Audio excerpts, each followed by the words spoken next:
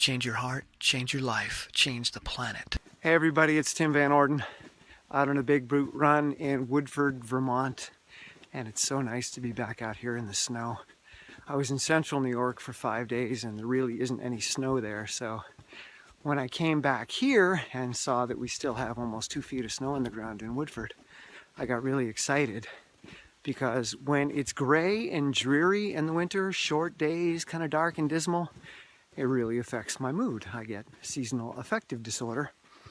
And when I'm in the snow, even if it's a gray, dreary, short, cold day, I don't mind because the world is lit up. Everything is so bright due to the snow, and that really has a positive effect on my mood.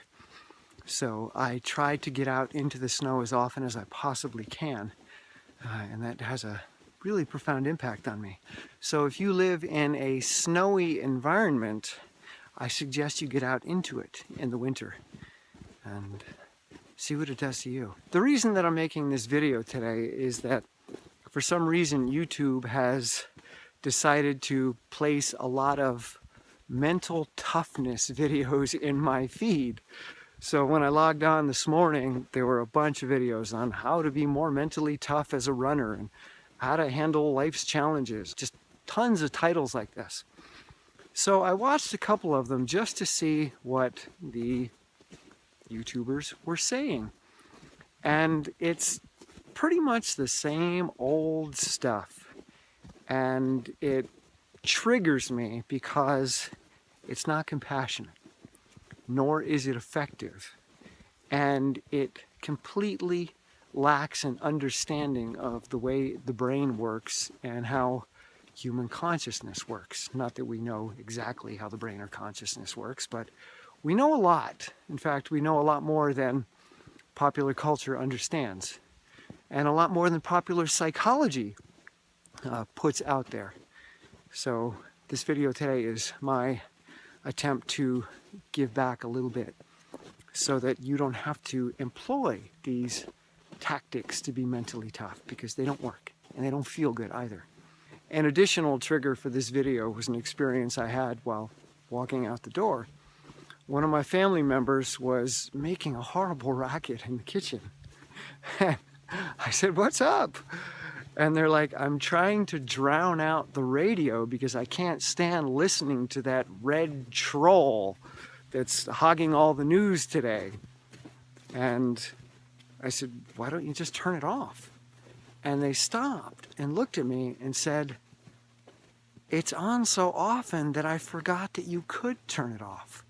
It didn't even occur to them that you could walk over and turn the radio off, because that radio is on pretty much 24/7 in my house. And one of the reasons that it's on when no humans are in the kitchen is that it supposedly helps the cats. The cats like it. They like to have human voices in the background, so it's on for the cats. But it's tuned to NPR, and it's just nonstop politics and war and atrocities here, there, and everywhere. And I tune it out, and my family tunes it out, so I'm not sure why it's turned on. But anyway, you forget that there's an off switch. And this made me think about these videos because a lot of them just say, turn it off. Now, with a radio, you can walk over and you can actually turn it off. But when it comes to the brain, it's not so easy. There is no off switch. And you'll hear people say that you need to stop your stinking thinking, or you need to let go of your monkey mind. One video said that you just need to get the junk out of your head, and you need to let go of these self-imposed limitations, obstacles, and barriers. Another said that you need to shift your negatives into positives. And these people generally say all these things with a smile on their face. It's simple. Just do it. Just let go. Just release the negativity. Just shift it into a positive perspective. It's that simple. Because you have complete control. You have absolute and complete control over your thinking and what you do, your behavior. This is what most people believe. And it's a compelling belief because our brains are built to create this illusion of control, this illusion of free will, which we really don't have a whole lot free will is largely an illusion. We mostly have the ability to kind of slow things down and catch them as they're happening and put on the brakes and decide if this is something that we want to continue doing or not, or do we want to slowly nudge ourselves in a new direction. But this idea that we can suddenly come to a complete stop and do something radically different, or that we can avoid having that experience, thought, or feeling to begin with, there's no science to back this up. Anybody that's tried to meditate will tell you that it's not about getting rid of the thoughts in your mind. It's about existing next to them, unbothered by them. And that there may be thoughts there, but you are no longer triggered by them. So it appears as if you don't have any thoughts because you're no longer paying attention to them. So this is the real goal in meditation, and this is the goal of me being out here. Yes, there's physical exercise, and that's important to me. And yes, I do want to shift my state, which getting out here has dramatically done. It was a very stressful morning for me. But more importantly, being out here teaches me how to be present in the world in the midst of discomfort, in the midst of challenge. I'm walking down a very steep hill right now, and it's hard to do in the snow. It's very slippery. And going up this hill in my big boots was really tough because my feet slipped on every step. And it's a steep hill with heavy boots. And I also use my biggest, heaviest running shoes when I boot run. So a heavy shoe with a very heavy boot, slipping in the snow, going up a steep hill. Hard work, a lot of discomfort. And I think I hear snowmobiles coming. They always freak out when they see me out here because they're like, what the heck are you doing out here in the middle of nowhere without a machine? That's insane! Is it? Oh, it's not even a snowmobile. It's a groomer. They're grooming the trail. Oh, we got to get this on video.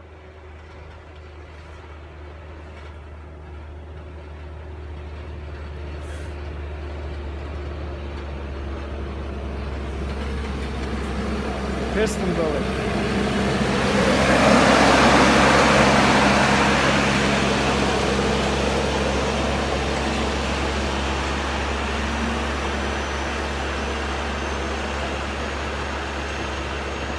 So it looks like I'm going to have an easier time from here on out because now the trail is more groomed. Actually, it's kind of fluffy now, a little bit slipperier, so it might actually be harder going once I start running again. Anyway,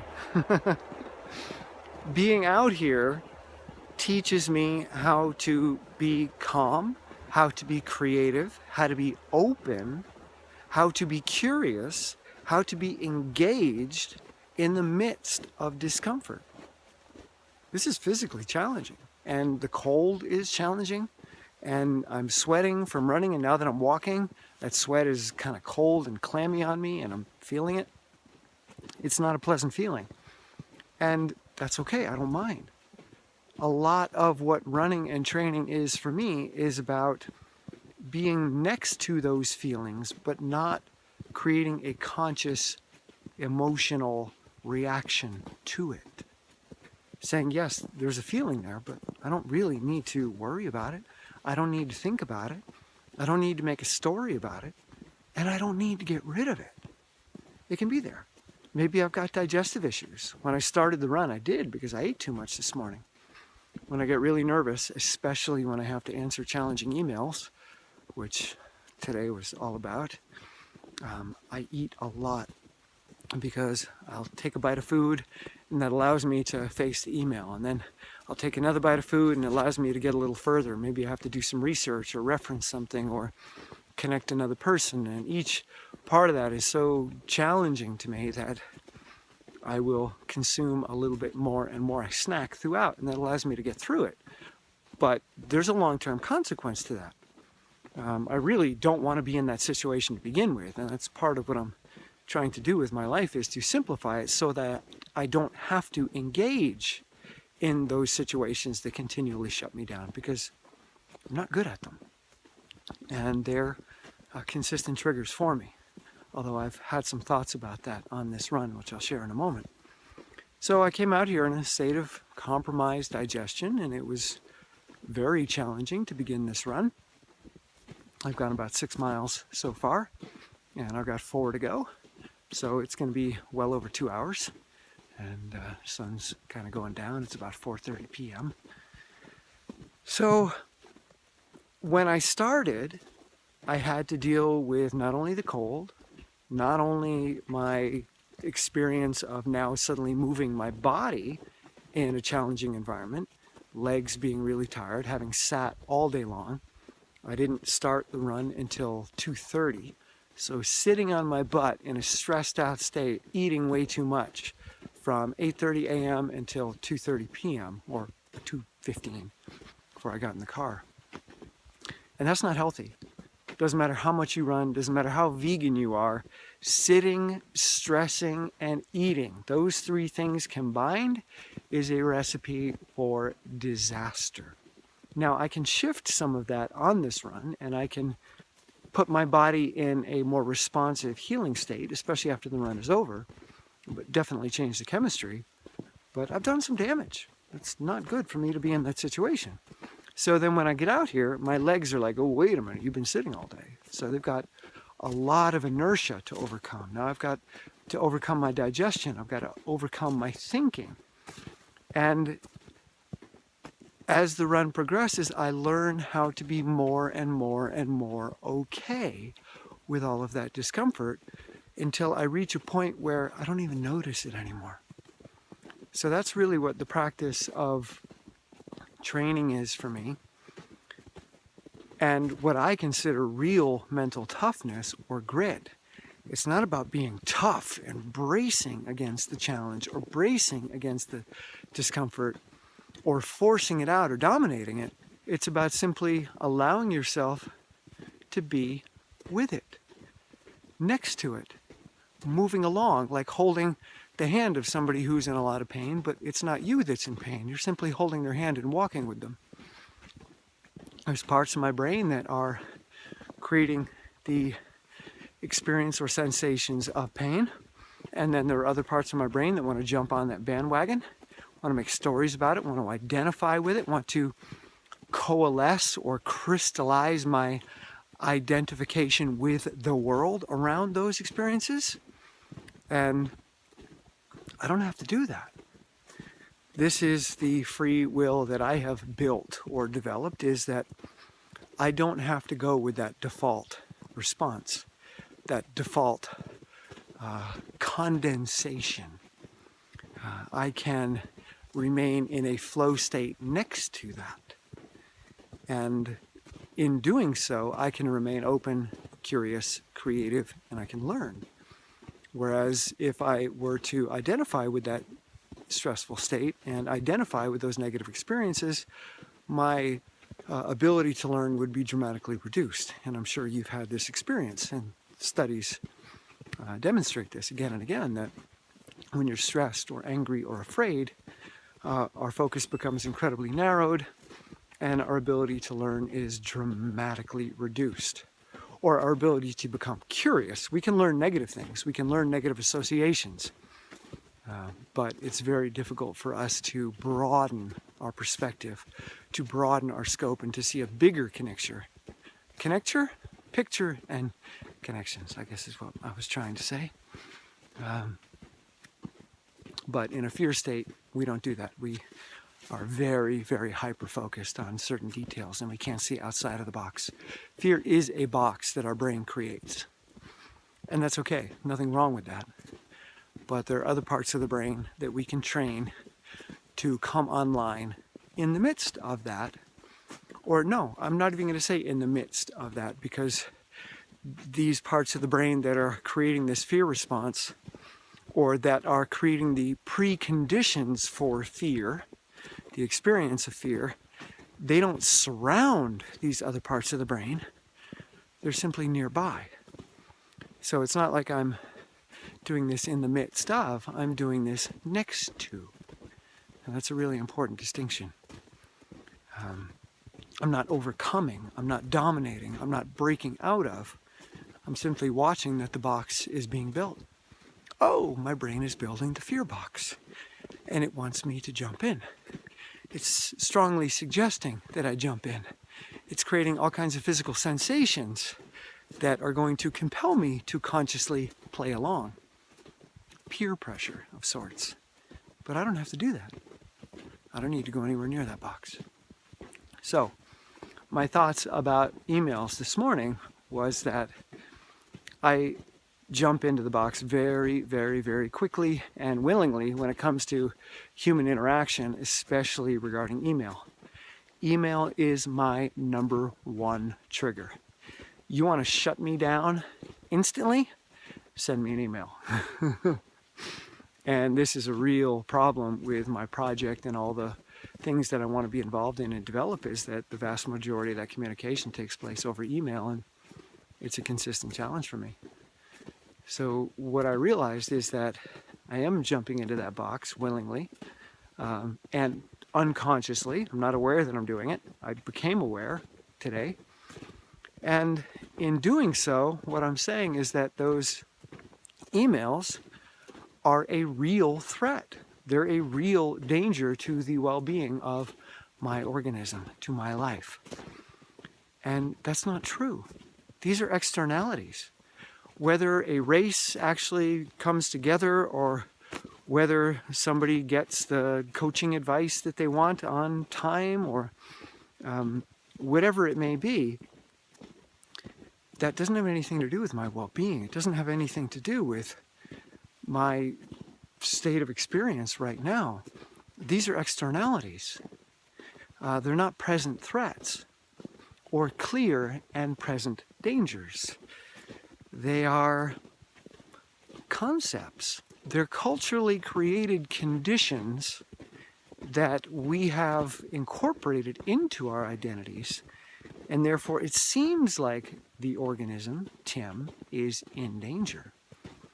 So when I got this, when I saw that the email is not as important as it appears, regardless of what the person says, regardless of how the person treats me in the email or how urgently they request something, that it's not a life or death situation, even if it is a life or death situation.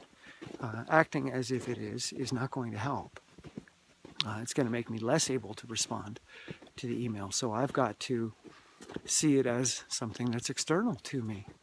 If somebody else is in real danger, me taking that as a threat is not going to help me help them. So I have to see it as an externality that isn't impacting me in that moment. And that was a big perspective shift for me. So I'm excited to play around with that and to remind myself that it's not about getting rid of the thoughts. It's not about getting rid of the stinking thinking or letting go of the junk in your mind. It's simply about acknowledging and being aware that the preconditions for that jump into the box are being built, constructed. And there's all kinds of fancy marketing being put up around them. Lots of billboards saying, this is the box that you want. If you were in this box, you'd be home now. Those are my thoughts on that. And I'm going to start running again here and stop running my mouth. Let you think about this and process it. And please leave your thoughts in the comments below, what your experiences are in similar situations. And to those of you supporting me on Patreon, thank you, thank you. I'm always so grateful. And for those of you that don't realize that I have a Patreon page, check it out. For a minimum donation of $2 a month, you get additional content. I put up lots of audio notes. I've got my podcast, The Mind in Motion, that goes up there, among other benefits. And it's a great way to allow me to do this and reduce the stress that I have in my life, because that allows me to be far more creative with the videos and the content that I create. So your support is greatly appreciated, and I hope that it allows me to create content that helps other people. So by supporting me, you might be helping somebody else. You're paying it forward. And it feels good to have that kind of supportive community. All right. I love you guys, and I'll see you soon. Bye.